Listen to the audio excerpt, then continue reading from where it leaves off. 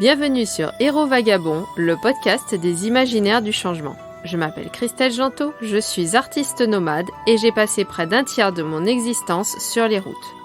Dans cet épisode, j'aborde quelques points de vigilance quand on fait une installation solaire sur un véhicule aménagé.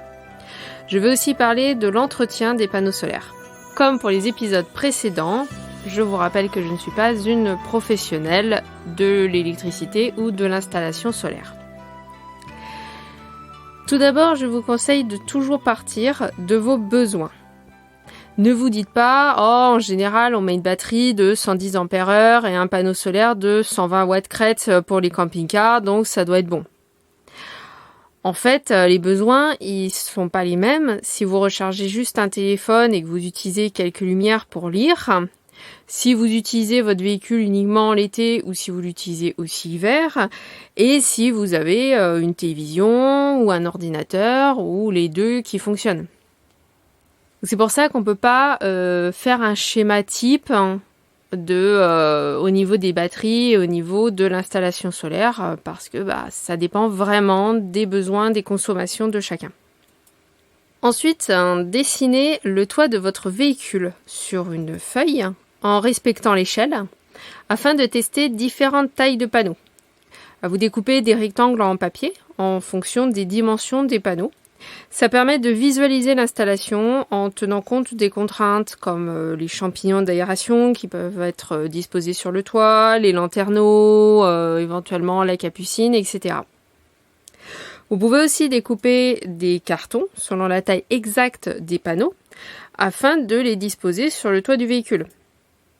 Là, vous faites des tests grandeur nature avec les panneaux que vous envisagez d'acheter.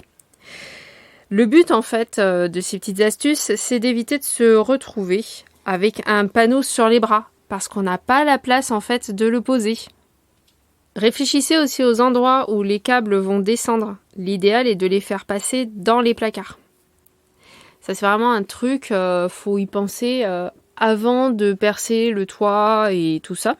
Parce qu'autrement, on peut se retrouver avec un fil qui va se retrouver en plein milieu du toit du véhicule. Et du coup, c'est beaucoup plus compliqué de le dissimuler. Et puis, il faut aussi penser à la longueur des câbles. Où est-ce qu'on va faire passer les câbles, par exemple, pour relier le panneau à la batterie. Ça, c'est des choses, faut les penser avant. Ça permet aussi de savoir quelle longueur de câble il faut acheter. Le câble des panneaux solaires, c'est du 6 mm² souple. De même, toute votre installation électrique dans votre véhicule doit être faite avec des fils électriques souples, dont la section est adaptée à leur longueur et à leur intensité, à l'intensité qui va passer dedans. Si vous avez une capucine ou une partie plus élevée à un endroit de votre toit, comme par exemple une partie du toit qui se relève, des choses comme ça, veillez à ce qu'elle ne fasse pas d'ombre sur le panneau que vous allez installer à côté. Je me souviens d'avoir vu comme ça un camping-car. Alors, il avait une capucine avec la pente, elle était vraiment très très raide. Et du coup, ils avaient mis leur panneau solaire vraiment juste en bas de cette pente. Et selon la façon, en fait, du coup, ils réfléchissaient pas à la manière dont ils se stationnaient. Ils s'étaient stationnés d'une certaine façon par rapport à l'orientation du soleil. Et eux, ils avaient juste vu, la vue qu'ils allaient avoir de leur siège ou quelque chose comme ça. Ils n'avaient pas du tout pensé à leur panneau solaire. Et du coup, le pauvre, il a été en grande partie à l'ombre à cause de la pente de la capucine. Et là, en fait, il produisait rien. Donc, c'est assez bête, du coup. Et donc, c'est vraiment quelque chose, il faut réfléchir à où est-ce qu'on dispose les panneaux solaires pour essayer qu'au possible, il n'y ait pas d'ombre dessus. Au niveau des batteries, évitez de les mettre près de votre lit, sauf si vous avez opté pour des batteries au lithium fer phosphate, parce que les autres batteries émettent des gaz toxiques. Et alors encore plus quand c'est des batteries plomb acide, mais même les batteries plomb gel, elles émettent quand même un petit peu de gaz toxique, de moyen risque. Et pour des questions de santé, je conseillerais quand même pas de les mettre près du lit, les batteries. C'est vrai que c'est pas facile hein, dans un tout petit véhicule, quand on a un van, un truc comme ça, c'est vrai que c'est pas facile, mais voilà, faut quand même veiller à sa santé. Ou à ce moment-là, faut faire un coffre bien étanche avec une grille d'aération qui donne dehors, comme ça les gaz ils s'évacuent dehors et pas à l'intérieur du véhicule. Alors aussi au niveau des choses qu'on a un petit peu appris sur le tas, c'est qu'il faut éviter de mettre un régulateur par panneau. Sauf si chaque panneau de l'installation charge une seule batterie et que les panneaux ont une intensité différente, du coup faut mettre un régulateur par panneau. Mais c'est vrai que du coup l'installation elle est pas nif hein, et du coup il y a des problèmes, on va dire. Thierry Chan, je sais qu'il a eu pas mal de soucis avec ses régulateurs, avec son installation. Parce que le truc, c'est qu'il a 5 régulateurs, il a 4 batteries qui sont montées en parallèle. Donc en fait, c'est comme s'il y avait une seule et même batterie, une seule grosse batterie. Et du coup, il y a un peu des conflits par moment au niveau des régulateurs, tout ça. Ça fait pas une installation qui est vraiment hyper nif, quoi. Si c'était à refaire, c'est clair qu'il le referait pas comme ça. Et donc voilà, déjà le régulateur, faut qu'il soit bien adapté aux panneaux solaires. Mais c'est vrai que l'idéal, c'est s'il y a plusieurs panneaux solaires et qu'il y a plusieurs batteries, c'est un seul régulateur qui est adapté à l'ensemble du parc solaire. Et le parc solaire, l'idéal, c'est qu'il soit composé de panneaux identiques. Alors justement, l'installation de Thierry Chan, c'est pas des panneaux identiques. Ils ont même pas été achetés en même temps, ils ont pas le même âge. Parce que il y avait un panneau qu'il avait déjà avec le véhicule. Ensuite, il avait acheté d'occasion 2 panneaux. Et puis un autre aussi d'occasion. Et ensuite, plusieurs mois après, il en avait acquis un 5e en faisant un échange avec un gars. Et du coup, ce qui fait que tous les panneaux ont finalement des puissances qui sont différentes, ils ont pas le même âge, ils n'ont pas été montés en même temps, et c'est vrai que c'est un petit peu compliqué du coup comme installation. C'était ce qui était le plus économique à ce moment-là, on va dire, mais c'est clair que c'est pas ce qu'il y a de plus fonctionnel, et franchement, si vous pouvez acheter tous les panneaux qu'il vous faut, même si vous décidez de prendre de l'occasion, mais par exemple vous vous dites il me faut 2 panneaux, essayez de les prendre en même temps, du même âge, avec la même puissance, enfin voilà quoi. Vraiment essayer de faire quelque chose le plus propre possible, parce qu'autrement après il y a des risques de panne au niveau des régulateurs, des risques qu'il y ait des régulateurs qui perdent un peu les pédales, surtout quand on a des batteries au lithium fer phosphate. Le problème c'est qu'elles ont un logiciel dedans, enfin elles ont un programme dedans, et du coup elles sont intelligentes. Et avec les régulateurs MPPT qui sont aussi intelligents, du coup 2 intelligences ensemble apparemment ça fonctionne pas toujours super bien. Il avait eu le souci notamment que il le savait pas, qu'il fallait rentrer dans les programmes des régulateurs et paramétrer chaque régulateur pour qu'ils comprennent que la batterie elle était d'un certain type et tout ça, donc il l'avait pas fait. Et du coup les régulateurs ils avaient complètement perdu les pédales et ils pensaient que c'était des batteries de 24 volts au lieu de 12 volts. Du coup tout le système s'était mis en sécurité, enfin c'était là franchement il avait frôlé la catastrophe quoi. Alors que c'est vrai que voilà, nous on avait l'habitude autrement l'un ou l'autre d'avoir des batteries soit plomb acide, soit j'avais eu pas mal aussi de plomb gel.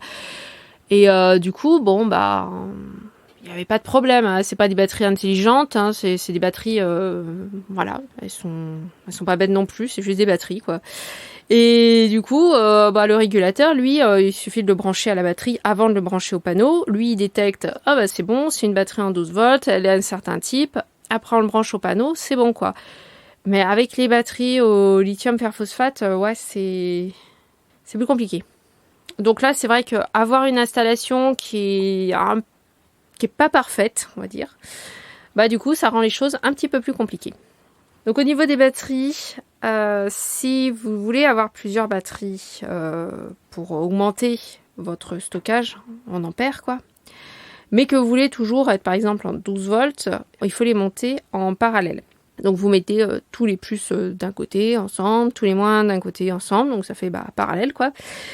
Et là, les ampères, les intensités s'additionnent, et les voltages, c'est toujours pareil, hein, par exemple 12 volts. Pas confondre avec le montage en série. Là, c'est juste le contraire. Du coup, en fait, on garde toujours la même intensité, mais on augmente le voltage. Et alors, faites très attention, si vous faites un montage en parallèle au niveau des batteries, c'est pas plus de 4 batteries qu'on peut monter de cette manière. Aussi, un petit point de vigilance au niveau du montage des panneaux solaires. Quand on les installe sur le toit, on perce le toit au minimum pour faire passer le câble. Donc faut être hyper soigneux sur la pose du passe-câble pour éviter les infiltrations d'eau, sinon vous pouvez avoir des mauvaises surprises. Et dans un véhicule, les infiltrations d'eau, ça peut poser des gros problèmes au niveau de l'isolation, au niveau parce que ça va humidifier l'isolant, au niveau de l'habillage, c'est du bois aggloméré, souvent des choses comme ça, et du coup c'est pareil, si ça prend l'humidité, c'est la catastrophe. Et puis après, il peut y avoir des moisissures, surtout si on s'en rend pas compte tout de suite qu'il y a une infiltration d'eau, il peut y avoir des moisissures qui se développent et tout. Donc c'est vraiment être très très soigneux là-dessus, pas hésiter à mettre du Sikakol pour vraiment faire une bonne étanchéité à ce niveau-là. Pour la sécurité de votre installation, lisez bien le manuel de votre régulateur MPPT pour savoir si vous avez besoin de mettre un fusible entre le régulateur et la batterie afin de protéger le circuit. Parce que votre régulateur, il va avoir lui-même un fusible, comme ça, en cas de surtension, de surchauffe, c'est le fusible qui va sauter. Mais si vous avez un modèle de MPPT 100 par 20 ou supérieur, du coup, le fusible se trouve dans la carcasse du MPPT et c'est soudé. En plus, il peut peut-être y avoir certains modèles, même plus petits, où c'est vraiment soudé dedans. Du coup, c'est compliqué d'intervenir quand il saute, parce que là, il faut vraiment que ce soit un professionnel, en fait, qui le fasse. Disons qu'il peut y avoir des problèmes si vous inversez la polarité au montage. Surtout ne pas le faire, Donc si vous avez le fusible qui est à l'extérieur, ce sera beaucoup plus simple de le changer. Et le type de fusible recommandé, là c'est le fabricant du MPPT qui l'inscrit sur le manuel de montage.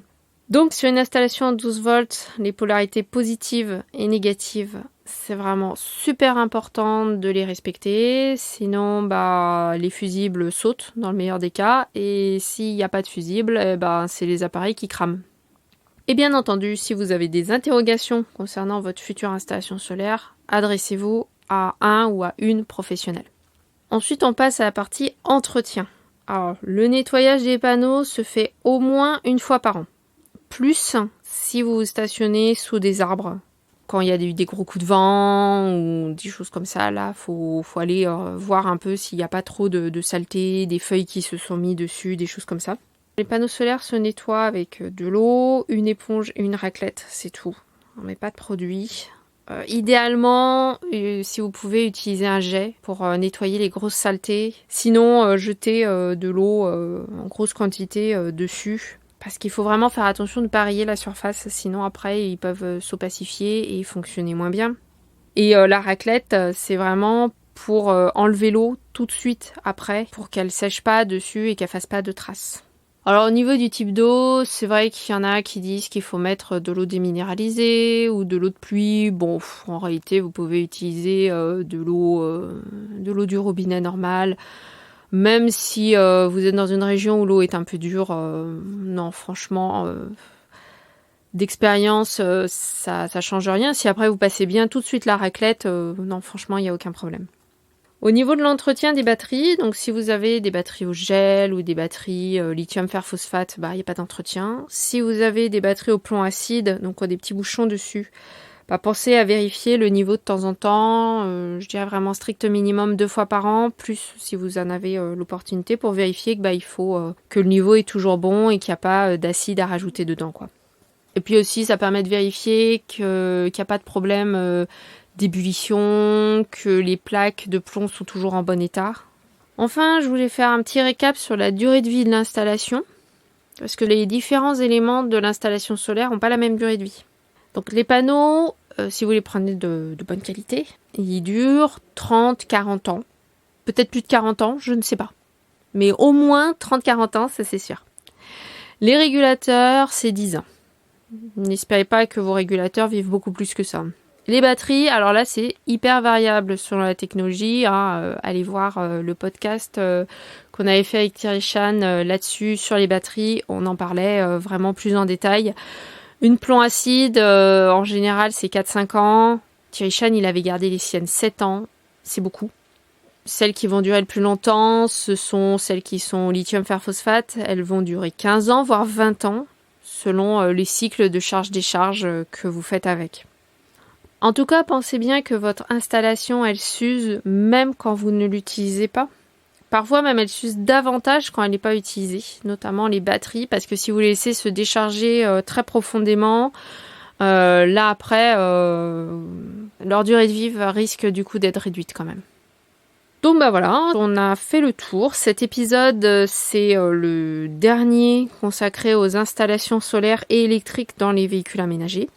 Dans le prochain épisode, Thierry Chan reviendra avec moi pour vous parler du frigo quand on vit en véhicule. Parce qu'on a chacun eu plusieurs types de frigo et on a même chacun vécu sans frigo et sans système pour maintenir les aliments au frais.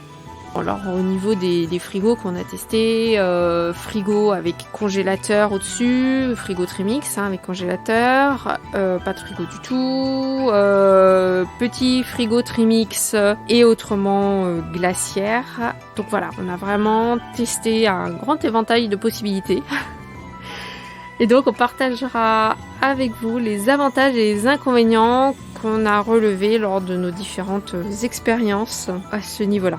Je vous remercie pour votre écoute. Si vous avez aimé cet épisode, n'hésitez pas à le couvrir d'étoiles, à le partager autour de vous et à laisser un commentaire. Retrouvez-moi sur Instagram, @ChristègeGentot et @Claire ou Obscure pour la partie professionnelle artistique. Passez une bonne journée ou une bonne soirée, passez d'agréables fêtes de fin d'année et prenez soin de vous. À mercredi prochain. Merci le chien.